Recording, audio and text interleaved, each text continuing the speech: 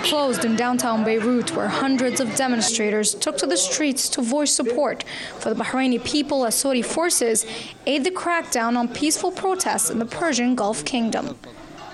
The demonstration took place facing the United Nations headquarters, reflecting a call to the international community to stop the violence being witnessed in Manama against unarmed civilians. We suffered. We know what suffering is.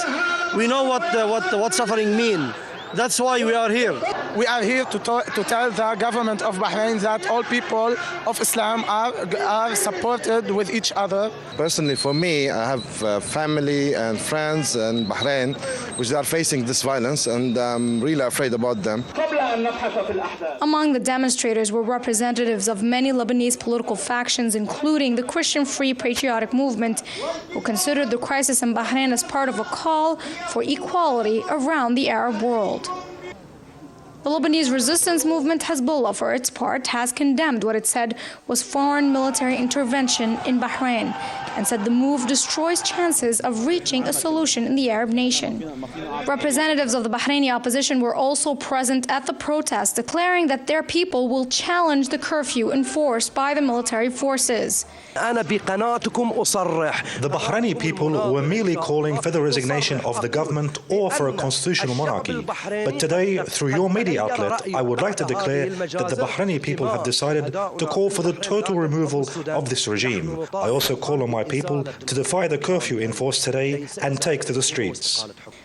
Observers see the Arab world uprisings in general as a collective awakening against oppressive regimes who have close ties with Washington. The entire Arab world is clearly active and is witnessing an Islamic awakening through which people want to change the oppressive Arab regimes which were established on the basis of collaboration with the West, and especially the US.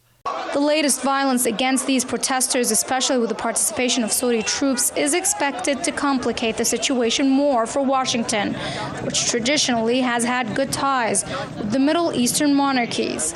Several people have reportedly lost their lives and some hundreds have been wounded in the latest wave of violence in Bahrain, and Saudi-led forces have even stormed the Manama hospital, where hundreds of civilians were receiving treatment for injuries suffered in clashes. The Egyptian revolution seemed to reflect the timeless Arab call for social equality. Today, this demand has manifested itself even more with the current support you see here in Beirut for the suffering demonstrators inside Bahrain. Mariam Saleh, Press TV, Beirut.